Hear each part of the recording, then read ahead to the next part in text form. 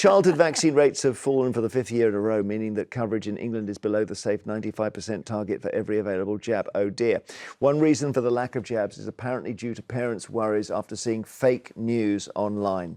Should schools be able to refuse children who haven't had the correct jabs? That's what we're asking, because that would protect the rest of the classroom. What do you think, Angela? Well, I think the thing about vaccinations is to achieve herd immunity, you have to vaccinate between about 93 or 94% of the population. I don't know what the specific figure is, but it's certainly in the 90s.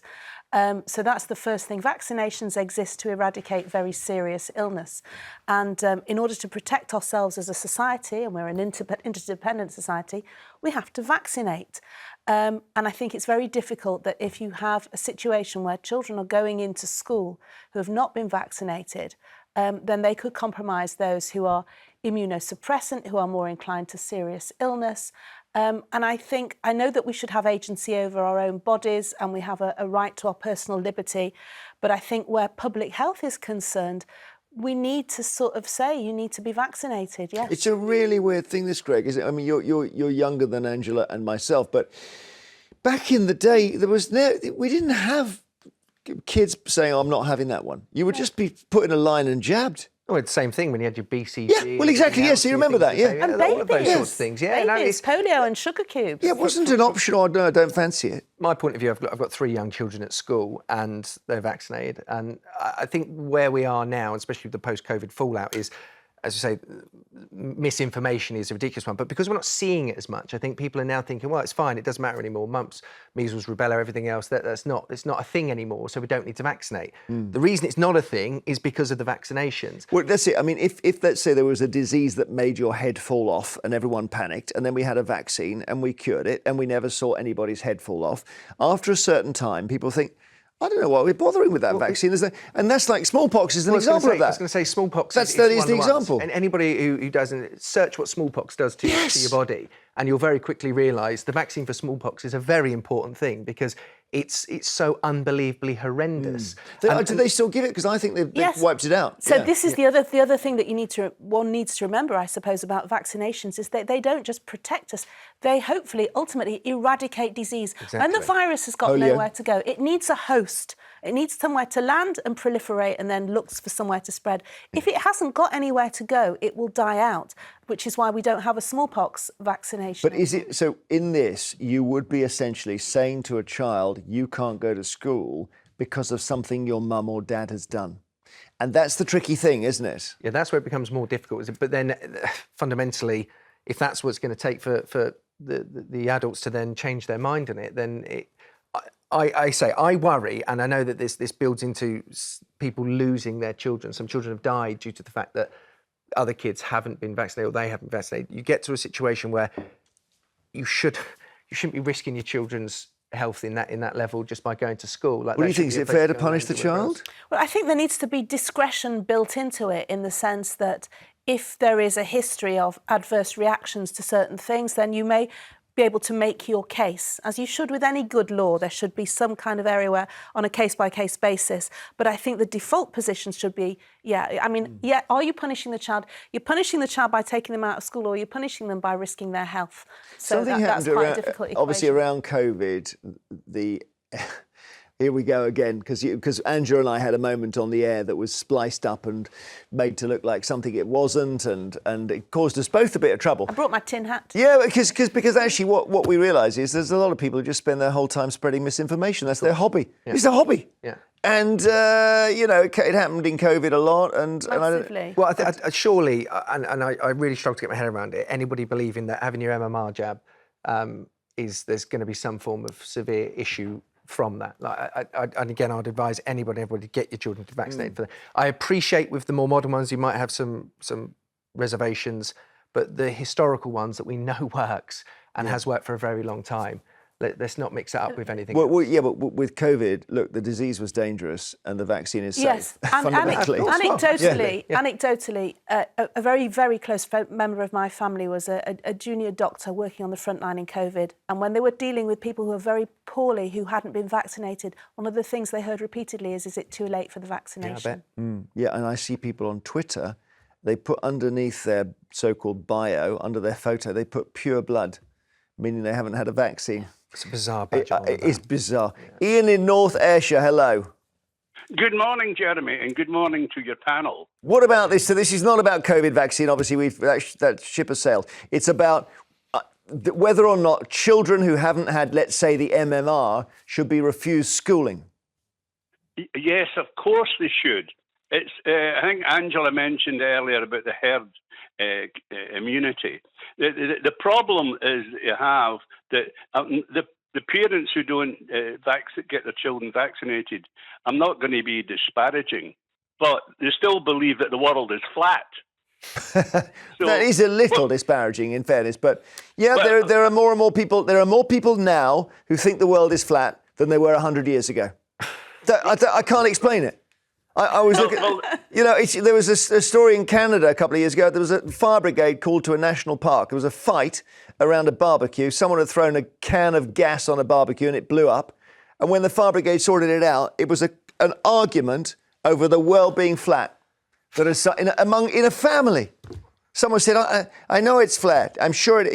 Good and accent. can you believe that? It's just crazy. Could I continue to make my point? Yes. You don't need to say that, my friend. No, it's all right. What was going to move? What was going to move on to? There's a case for education here.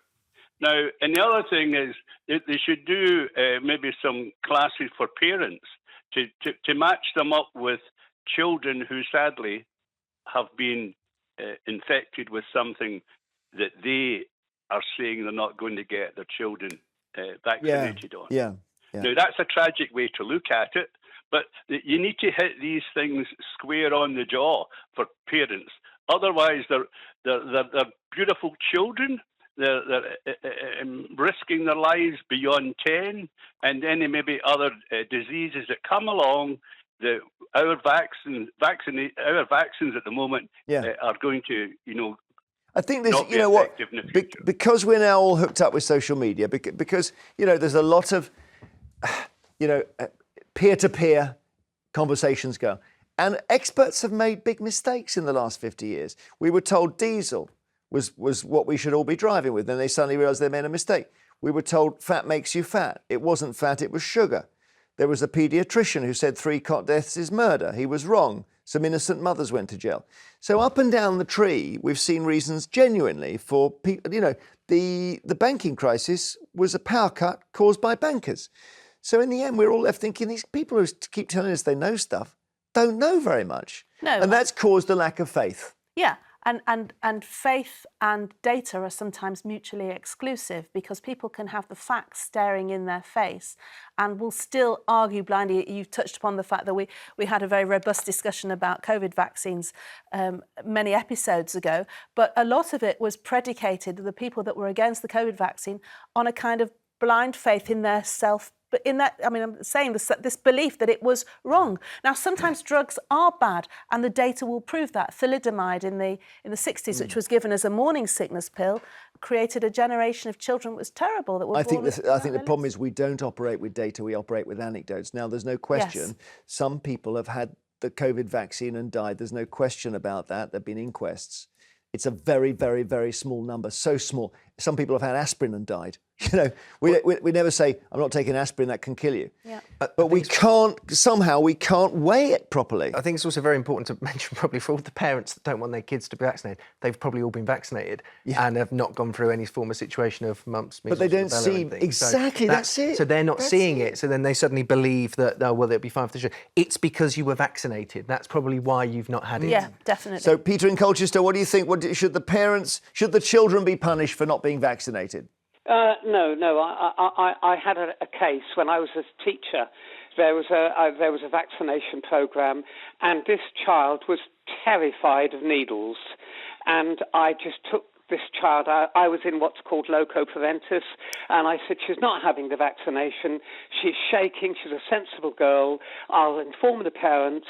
And I took her. I had to take her out of into the playing field because they were insistent that she was going to have the jab. Oh, I think so. You were the teacher. I think you made the wrong decision there. What do you think, Angela? I would definitely have insisted she had it. I would say, OK, she has to have the vaccination. Yeah. This might be not, we've maybe have created a climate of fear because she's seen everybody and there's been a build-up and we've been talking about it. But then a conversation has to be had with the parents, which is, OK, we didn't do it today because of the whole theatre of it, but she needs to have it done.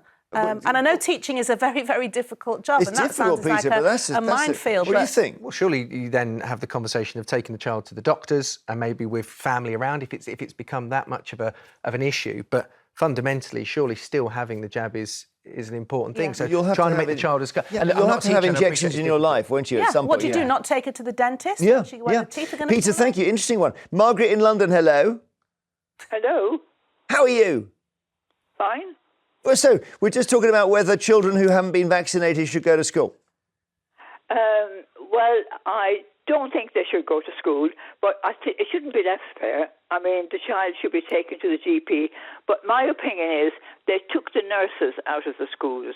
There was always a school nurse who was aware of children being vaccinated, not being vaccinated. Any problems were dealt with, and they would have dealt with the parents as well. And it has all blown up into a great big horrible thing, really. Yeah. And children are frightened of the needles.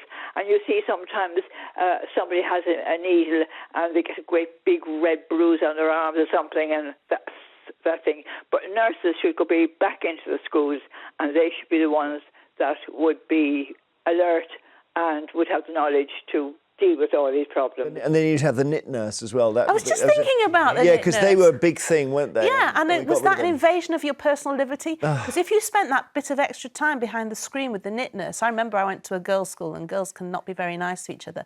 When you came out from behind the screen, or one did, it was like, did you have knits? What Yeah. did she say? I mean, that's really In my class, ferocious. they didn't even do it behind a screen. They just said, right, you've got knits and you've got knits. So I don't that remember was- having a knit nurse. I No, don't know. I'm well, I think we had the nurse, of course, but I don't remember as Knitting an Laura the individual. Bug Explorer. No, I think it's now left to parents to do it at home. Thanks, Margaret, so much.